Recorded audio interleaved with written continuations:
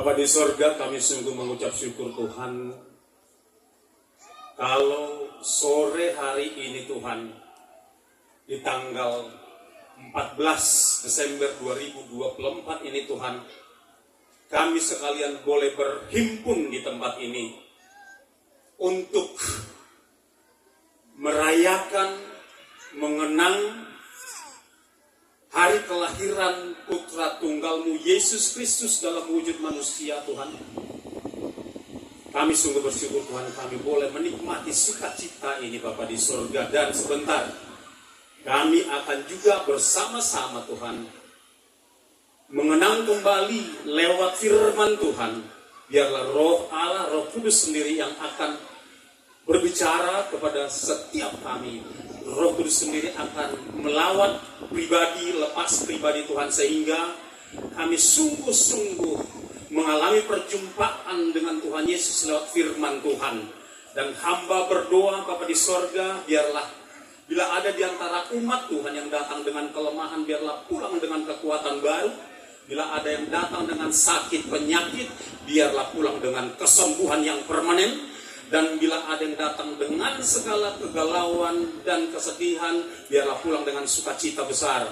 Terima kasih Bapa, bila ada yang berkekurangan, Tuhan berkati dengan berlimpah. Yang sudah diberkati, Tuhan semakin berkati untuk menjadi berkat bagi banyak orang. Terima kasih Bapa di surga, ambil alih hamba-Mu, ambil alih kami semua.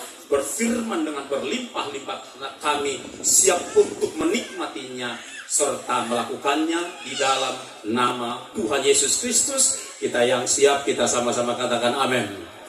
Baik, Bapak Ibu Saudaraku, silakan duduk. Iya, ya pertama-tama izinkan saya mengucapkan terima kasih kepada Tuhan Yesus, ya, karena Dialah saya boleh ada di tempat ini. Karena bagi saya ada di tempat ini bukanlah sesuatu yang biasa saja. Kenapa Bapak Ibu? Karena saya tidak mungkin sampai di tempat ini kalau bukan karena Tuhan. Jadi oleh sebab itu saya sungguh merasakan bahwa ada di antara Bapak Ibu Saudara tiba di tempat ini merupakan berkat tersendiri. Yang berikutnya saya juga mengucapkan terima kasih kepada pendeta kita, Bapak Maridian Damanik dan Ibu Julita. Kami dulu sama-sama di Sekolah Tinggi Teologi Sumatera di Medan. Ya, jadi mereka sebagai mahasiswa, saya sebagai salah satu dosen di situ. Dan kami sudah tidak berjumpa selama 15 tahun, ya, kurang lebih 15 tahun tidak ketemu dengan mereka. Dan puji Tuhan, dia hubungi saya untuk saya boleh datang pada hari ini di sini, dan saya merasakan sebuah surprise begitu, kata sudah lama nggak ketemu. Lalu saya juga mengucapkan terima kasih ya kepada Bapak Patrick Ki dan rombongan, bapak-bapak rombongan yang sudah berkenan hadir di perayaan Natal kita ini. Terima kasih juga buat para pimpinan ya yang tidak dapat saya sebut satu persatu ya, dan salam sejahtera bagi kita semua, keluarga besar PT PSU yang ada di tempat ini. Shalom. Baiklah Bapak Ibu Saudara yang dikasihi Tuhan Yesus, izinkan saya memperkenalkan diri. Nama saya Pendeta Jogi Sidabutar. Saya melayani sebagai pesuruh Tuhan, yaitu sebagai penginjil dan sebagai dosen teologi dan pelayanan-pelayanan yang lainnya. Itu sekedar perkenalan. Oh iya, kami tinggal di Medan, dan Januari kemarin ya saya sudah menikah dengan Borussia Gian, tetapi mungkin ada tugasnya di Yerusalem Baru sehingga dia buru-buru berangkat ke surga bulan Januari tahun ini. Dan saya sendiri lagi berjalan lagi berdoaan dengan Tuhan Yesus. Haleluya. Baiklah Bapak Ibu Saudara yang dikasihi oleh Tuhan Yesus Kristus, pada sore hari ini kita oleh panitia, tentunya oleh pimpinan Roh Kudus, menyuguhkan satu tema yang barangkali menurut kita ini biasa saja ya, karena kita sudah kerap kali membacanya. Tetapi Bapak Ibu Saudara yang dikasihi oleh Tuhan Yesus Kristus, tema ini mempunyai makna, mempunyai bobot khusus. Kenapa Bapak Ibu Saudara? Ya saya barangkali akan mulai dari kenapa sampai perkataan ini muncul, kan begitu kan? Di mananya dia muncul? Jadi begini, kira-kira 2029 tahun yang lalu,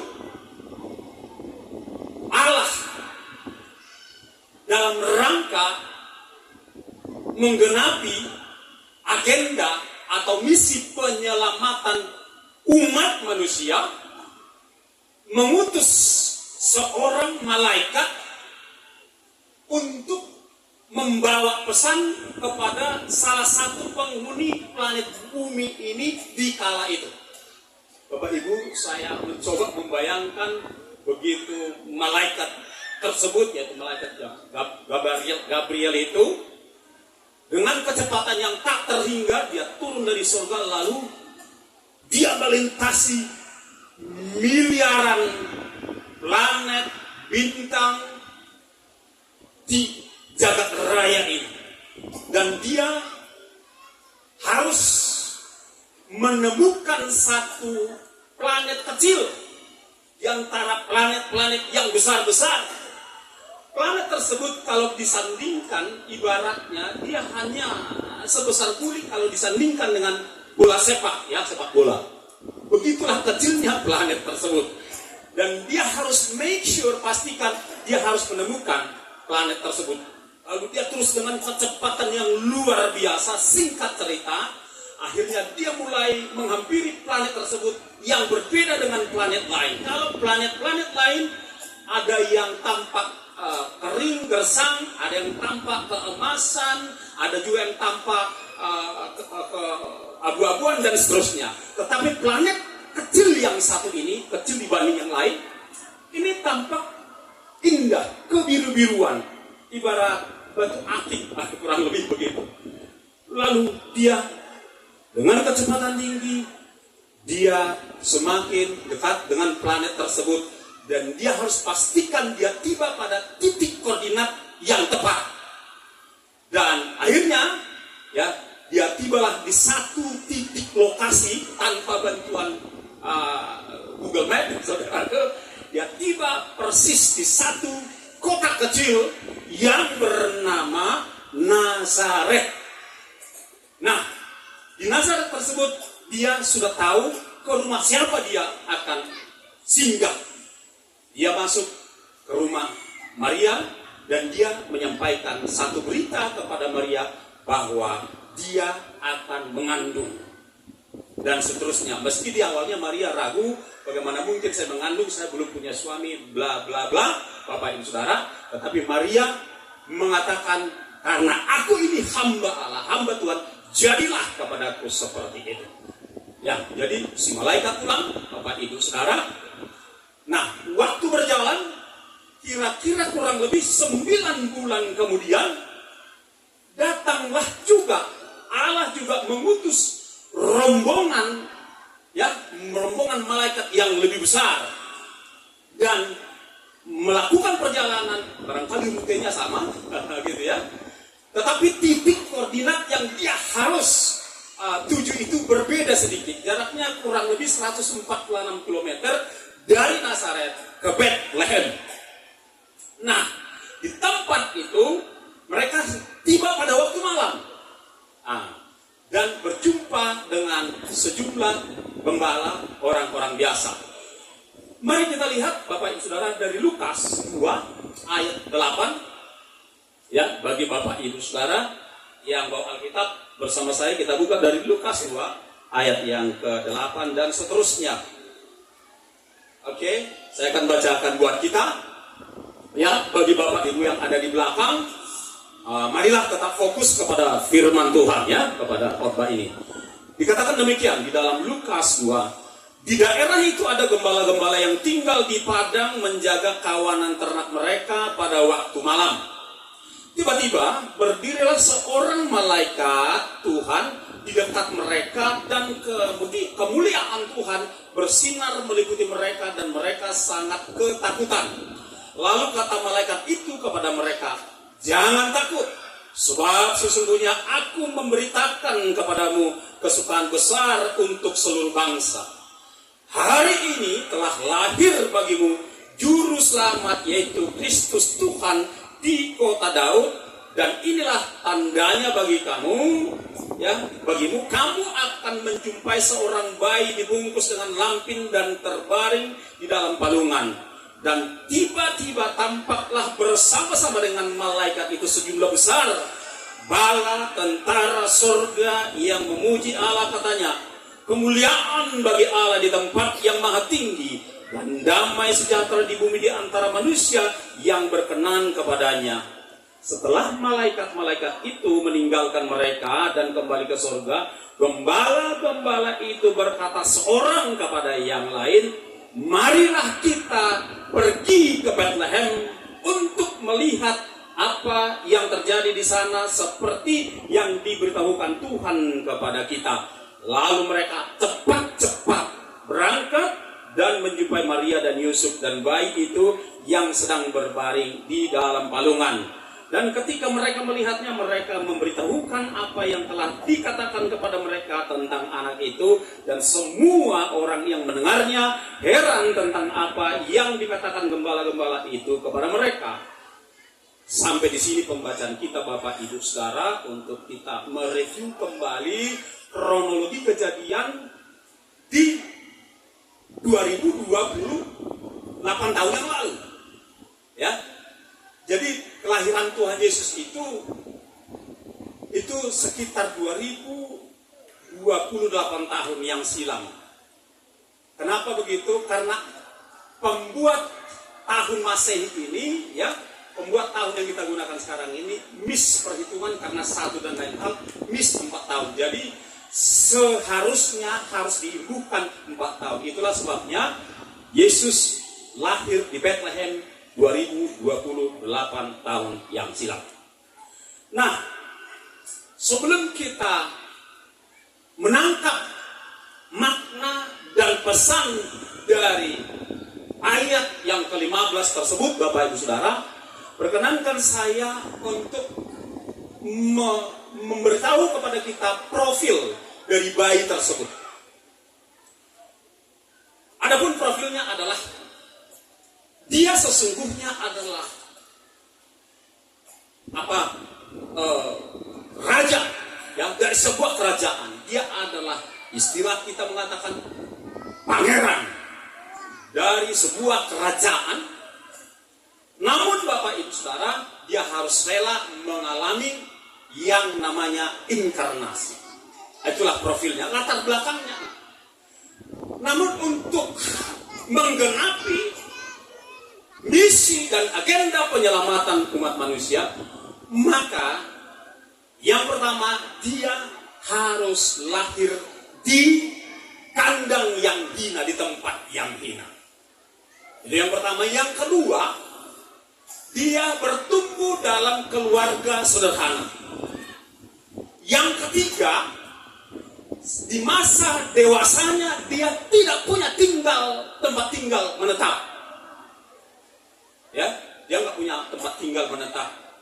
Dia bilang pernah kepada murid-muridnya, beruang punya tempat untuk untuk berteduh, tetapi anak manusia tidak punya tempat untuk meletakkan kepala. Jadi di masa dewasanya dia, setelah keluar dari rumah orang tuanya, dia tidak punya tempat tinggal tetap. Dan yang keempat, Bapak Ibu Saudara, di akhir hidupnya di bumi ini, matinya mengenaskan.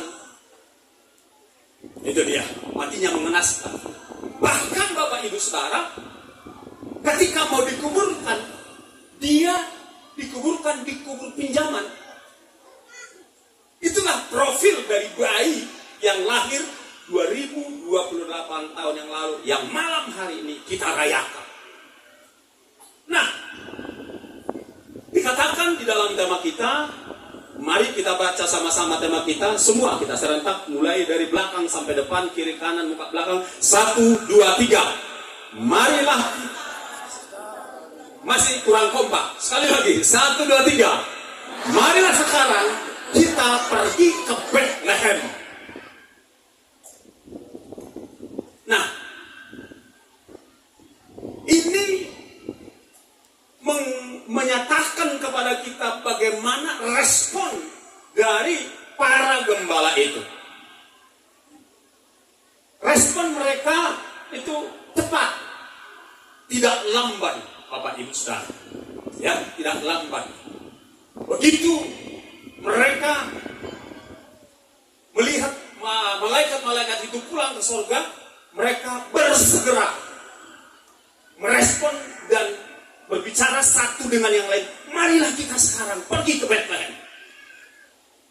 Saya mencoba membayangkan Bapak Ibu Saudara, mereka pada saat itu wajahnya masih berbinar-binar karena baru saja diterpa oleh cahaya terang benderang dari malaikat, dan juga baru saja mendengar gema suara malaikat di tengah malam, Bapak Ibu Saudara, dan mereka mendapatkan berita yang bisa dikatakan itu semacam breaking news, berita yang tiba-tiba saja mereka dengar yang mereka belum pernah dengar sebelumnya, membuat mereka penasaran, membuat mereka tidak sabar lagi menunggu dan berkata satu dengan yang lain, Bapak Ibu Saudara, marilah kita pergi ke Bethlehem, karena mereka pengen lihat seperti apa ini bayi yang dikatakan oleh malaikat itu. Nah, kita belum tahu, tidak tahu jaraknya seberapa jauh dari tempat penggembalaan mereka itu ke tempat kelahiran Yesus. Tapi barangkali tidak terlalu jauh, karena Alkitab mengatakan di sekitar itu, di daerah itu. Tapi apapun ceritanya Bapak Ibu Saudara, hal pertama yang perlu kita tiru dari para gembala ini adalah quick response, fast response, respon cepat. Di saat mendengar perkataan Tuhan, respon mereka cepat, tanggap. Itu pelajaran pertama yang perlu kita teladani dari gembala ini. Bapak Ibu Saudara, sikap ini di hari-hari ini amat penting. Kenapa? Karena sudah banyak orang Kristen tidak lagi quick respon, tidak lagi antusias mendengar khotbah, tidak lagi antusias baca Alkitab, akibat banjirnya tontonan di handphone. Itu sebabnya Bapak Ibu Saudara, Tuhan menghendaki setiap kita malam hari ini untuk quick respon, respon cepat, antusias, sungguh-sungguh terhadap perkataan Tuhan. Yang setuju katakan amin. Sebab apa? Sebab jika kita cepat respon terhadap firman Tuhan, maka kita akan mengalami perjumpaan pribadi dengan Tuhan Yesus. Amin. Kristen tanpa pernah mengalami perjumpaan dengan Tuhan Yesus, itu adalah hanya sebuah agama tok. Orang Kristen harus mengalami perjumpaan dengan Sang Bapa yang ada di dalam Yesus Kristus. Baru terjadi hubungan, relasi. Jika tidak, kita hanya pendengar tentang, bukan mengalami perjumpaan. Oleh sebab itu Bapak Ibu Saudara, pastikan hatimu pada saat ini dan seterusnya rindu mengalami perjumpaan pribadi dengan Tuhan Yesus. Ada amin? Ada amin? Yang pertama. Yang kedua, yang perlu kita pelajari dari para gembala ini adalah tidak pakai pertimbangan A, B, C untuk berjumpa dengan Tuhan. Dia tidak takut domba ternaknya diterkam oleh binatang buas. Mereka nggak sempat mikir ke sana. Wah, bagaimana kalau nanti ternak kita ini diterkam oleh binatang buas? Gimana menurut mereka? Nggak sempat membentuk sebuah rapat atau diskusi, membentuk tim, ada yang berangkat, ada yang menjaga. Enggak, mereka spontan, semua. Saya nggak tahu berapa banyak jumlah mereka, tapi semua gembala-gembala spontan, gerak cepat, ya, gercep, berangkat menuju Bethlehem. Itu perlu kita belajar. Ada banyak orang susah, berat mengikut Tuhan karena harta, karena properti, karena milik ini. Banyak, saudara-saudara. Tuhan tidak benci harta. Tuhan malah suka memberkati. Tetapi orangnya, manusianya yang menjadikan harta, kekayaan, pekerjaan, jabatan, dan yang lain menjadi penghalang untuk mengikut Tuhan. Tapi gembala di situ nggak pakai mikir. Ternyata tidak ada diberitakan oleh Alkitab bahwa ternak mereka tuh hilang, diterkam binatang buas atau diambil oleh pencuri. Enggak. Aman-aman aja itu. Nah, itu yang kedua. Yang ketiga, Bapak Ibu Saudara, dikatakan tadi Bapak Ibu Saudara, marilah kita cepat-cepat pergi. Dan mereka melakukannya.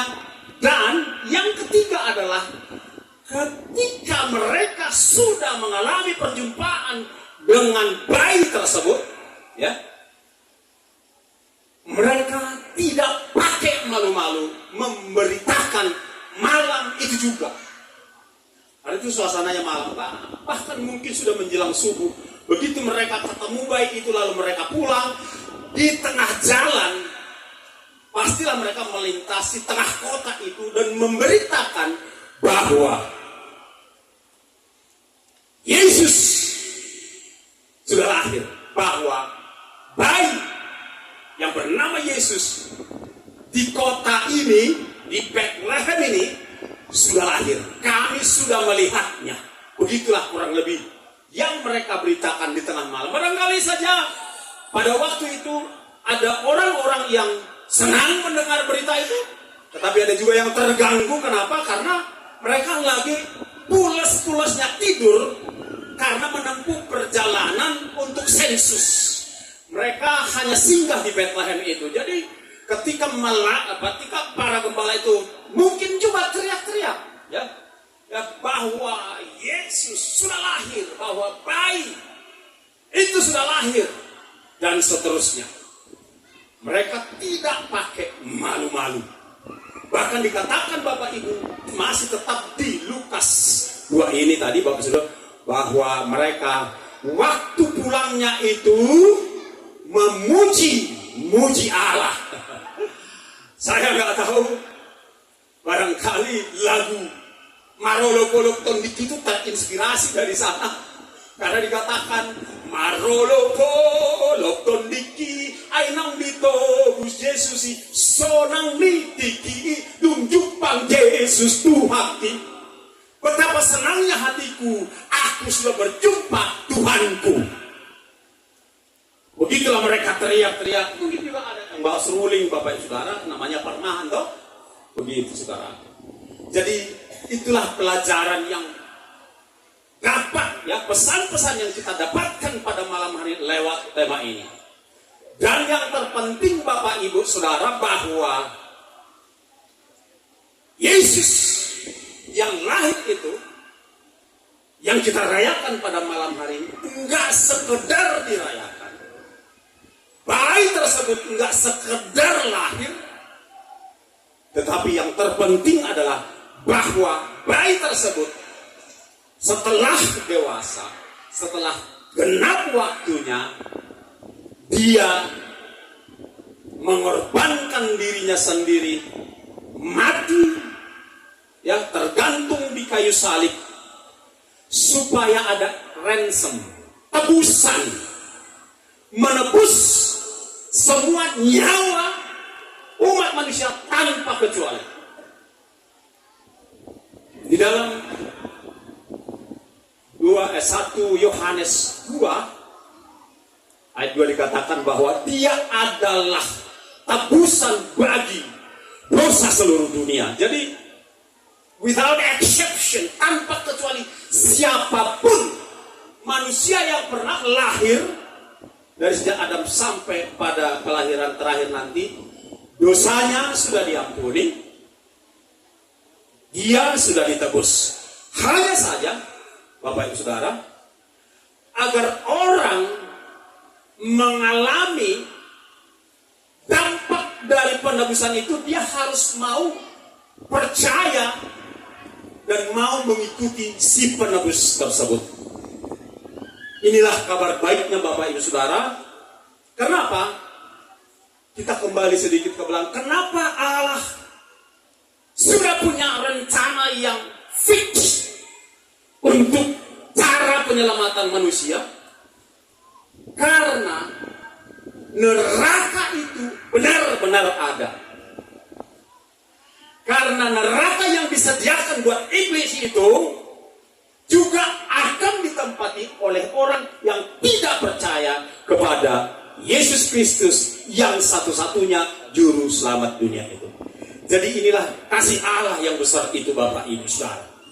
Karena begitu besar kasih Allah akan dunia ini, akan manusia di dunia ini, sehingga ia mengaruniakan, mengorbankan putra tunggalnya untuk menjadi tebusan bagi nyawa manusia, menghapus dosa manusia, supaya setiap orang, barang siapa yang percaya kepadanya dan menerimanya, maka dia diselamatkan. Inilah kabar baiknya Bapak Ibu Saudara.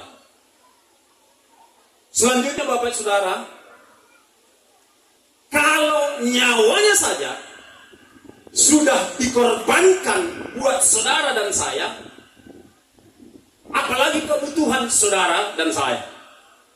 Bukankah dia rela lahir, memprihatinkan miskin, supaya oleh kemiskinannya kita menjadi kaya dalam segala hal? Katakan amin. Berat bilang amin. Kalau saudara saja nggak mau aminkan, apalagi orang yang belum percaya. Saudaraku, sekali lagi, sebagai hamba Tuhan, saya ingin menyampaikan kepada saudara bahwa percayalah kepada Tuhan Yesus. Percayalah kepada Tuhan Yesus dengan segenap hatimu. Maka dia akan bertindak untuk campur tangan dalam segala masalah di dalam hidupmu. Yang percaya katakan amin. Listen, dengar Bapak Ibu Saudara. Barangkali saudara di tempat ini masih merasakan nyaman saja, normal-normal saja kehidupan ini, fine-fine saja. Tetapi sesungguhnya enggak. Seluruh dunia saat ini enggak sedang fine-fine saja. The time will come, waktunya akan datang, Wahyu 6 ayat 6 akan digenapi, bahwa secupak gandum sedinar, berbicara tentang mahalnya harga barang-barang. Itu berbicara tentang krisis global ekonomi dunia. Akan ada kejatuhan ekonomi dunia secara global. Tetapi di sana ada janji. Tetapi jangan rusakkan minyak dan anggur. Orang yang diurapi dan kebun anggurnya, bila kita tetap tinggal di dalam Yesus, katakan amin. Yang kedua, Bapak Ibu Saudara, berkenan dengan itu, juga telah dinyatakan bahwa dunia ini sedang menuju keadaan yang tidak baik-baik saja. Karena Alkitab, apapun yang tertulis dalam Alkitab itu pasti terjadi. Ibrani 12, 26, 27, 28 dikatakan bahwa segala sesuatu akan digoncang, termasuk langit, cuaca, teknologi, dan lain sebagainya. Iman akan digoncang, Bapak Ibu Saudara. Tetapi di situ ada janji. Karena kita, bagi orang yang pengikut Kristus sejati, tinggal dalam sebuah kerajaan yang tak tergoncangkan. Saudara bisa baca nanti di rumah dari Ibrani 12. Sana ada janji, Bapak Ibu Saudara. Lalu yang terakhir, saya kutip dari kitab yang terakhir, Wahyu 3 ayat 10 berkata, karena engkau tekun mendengar mengikuti firmanku untuk menantikan kedatanganku, Wahyu 3:10, maka aku pun akan melindungi engkau dari pencobaan yang akan melanda seluruh umat manusia. Akan ada pencobaan global. Ya, akan ada pencobaan global melanda seluruh umat manusia.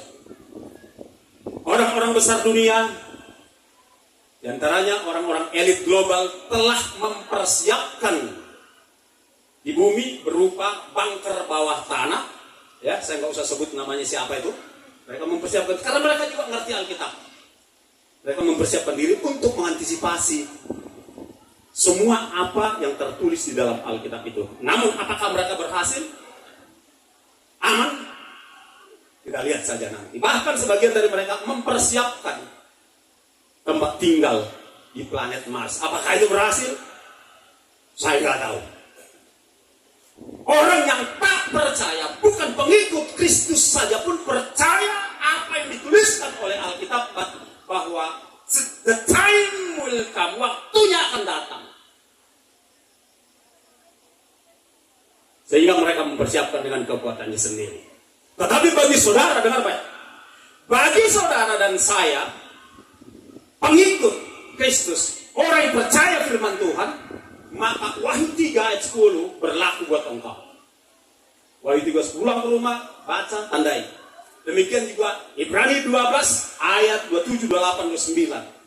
Demikian juga Wahyu 6 ayat 6. Dan yang terakhir, sebagai pegangan bagi saudara dan saya, ya, di keadaan tersebut, ya, di dalam krisis multidimensi global tersebut, ya, saya nggak tahu berapa tahun lagi, tapi itu pasti terjadi. Ada janji yang bisa kita pegang di dalam 2 Samuel 22 ayat 3. Itu ada 10 jenis-jenis pertolongan Tuhan kepada setiap orang yang percaya. Salah satunya dikatakan tempat pelarianku. Ya, salah satunya dari 10 janji yang ada di 2 Samuel 22 ayat 3 itu tempat pelarian. Bapak Ibu Saudara yang dikasihi oleh Tuhan Yesus Kristus, pegang firman Tuhan. Ya, saya nggak tahu berapa tahun lagi itu betul-betul terjadi secara masif, tetapi itu pasti terjadi. Oleh sebab itu, right now, from now onward, dan seterusnya mulai dari sekarang, pegang firman Tuhan. Amin. Haleluya.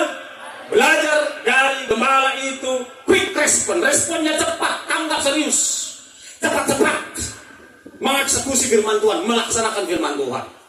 Mulai hari ini, doa saya buat saudara, saudara berubah. Amin. Berubah serius buat Tuhan, serius firman Tuhan, supaya hidupmu sungguh-sungguh diberkati dan dilindungi oleh Tuhan.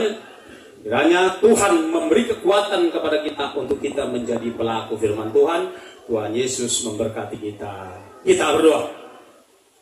Bapa di surga, hamba-Mu telah selesai menyampaikan kebenaran firman-Mu kepada umat-Mu yang ada di perusahaan di areal ini. Tuhan, biarlah Roh Kudus yang meneguhkan, memeteraikan setiap firman Tuhan di hati pikiran kami, di alam bawah sadar kami Tuhan, sehingga kami pulang tidak sia-sia. Kami pulang sudah diperlengkapi oleh firman Tuhan yang hidup. Kami pulang sudah dibekali. kami pulang sudah dikuatkan, sudah dipulihkan. Dan kami akan senantiasa keluar menjadi pemenang di tengah pergumulan, di tengah kesulitan, tantangan dalam hidup kami. Sekali lagi Tuhan, terima kasih untuk firman-Mu. Dan Tuhanlah yang terus memberkati owner dari perusahaan ini Tuhan. Mulai dari sang owner sampai seluruh manajemennya, karyawannya, sampai karyawan terendah sekalipun. Tuhan memberkati. Baik saudara-saudara kami yang beda iman dengan kami, kira Tuhan juga memberkati mereka. Terima kasih Bapa di surga. Kami serahkan acara perayaan Natal selanjutnya dalam tangan-Mu Tuhan, yang pimpin Tuhan, yang memberkati kami sekalian. Demi nama Bapa, Putra, Roh Kudus, demi nama Tuhan Yesus, kami berdoa dan kami mengucap syukur. Kita yang diberkati firman Tuhan, sama-sama kita katakan amin. Shalom bagi kita semua. Tuhan Yesus memberkati. Mimbar kami serahkan kepada hamba.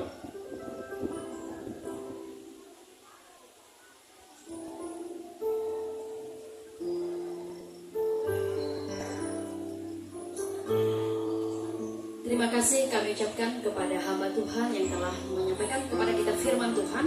Semoga kita semuanya diberkati oleh kebenaran firman Tuhan dan kita menjadi pelaku-pelaku firman-Nya. Amin. Baiklah Bapak Ibu yang terkasih dalam Kristus Yesus, sekarang tiba saatnya kita ke acara selanjutnya, yaitu penyerahan bingkisan Natal kepada anak-anak kami yang nanti kami sebutkan namanya untuk kiranya berkenan untuk mengambil tempat di depan. Nama yang pertama yaitu kepada Marcel Lasse untuk langsung mengambil tempat ke depan. Felicia Gulo, email Rafael Darren Lasse, Sekizaro, Sylvia Serlin, Ferdin Markus, Aldias Halawa, Bajaro Waru,